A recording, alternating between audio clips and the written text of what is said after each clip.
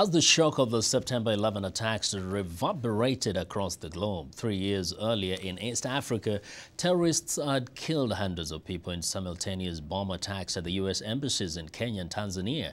New security measures had already been implemented in the region, bringing big changes to people's lives.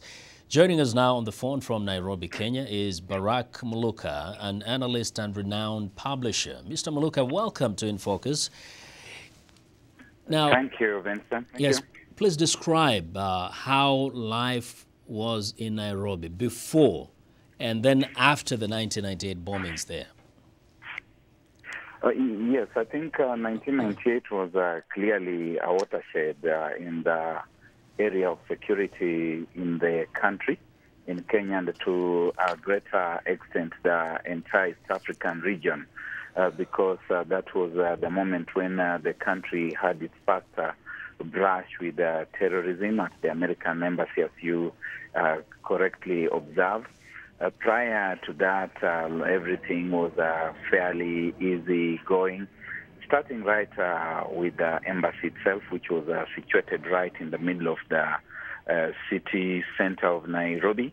You could walk past it anytime. People went there looking for visas to go to the United States of America. The American Library was just 1 or 2 blocks away, and almost any member of the public could walk in at will, thumb through the books, have a cup of tea at the cafeteria there, and the like.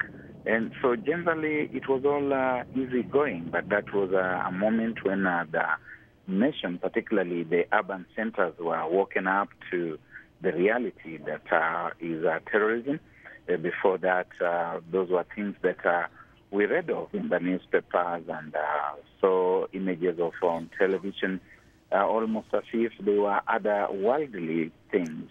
But from that moment onwards, the situation started changing, and really the most defining moment was after September 11, when now fear has been ruling, and it really rules virtually everywhere. And how is that manifested?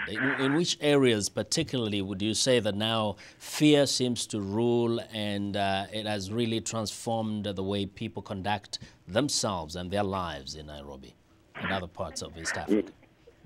There are security checks virtually everywhere where you'd expect big gatherings of people, particularly where the high end of society frequents. If you want to go to big shopping malls, you must be taken through a security check. You have to put your electronics, telephone, and metallic objects through scanners that are going to assure the proprietors or the managers of the various institutions that you are safe and you can be trusted.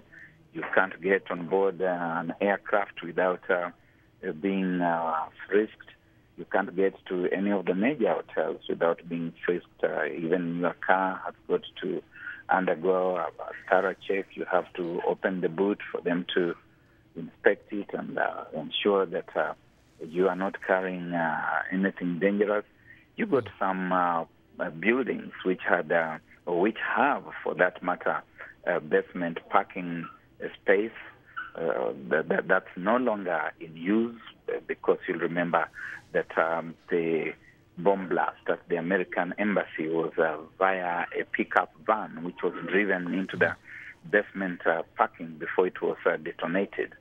And since that time, there are very few places that are going to allow you to enjoy that kind of parking facility. Yeah. You could ask, yes. Okay.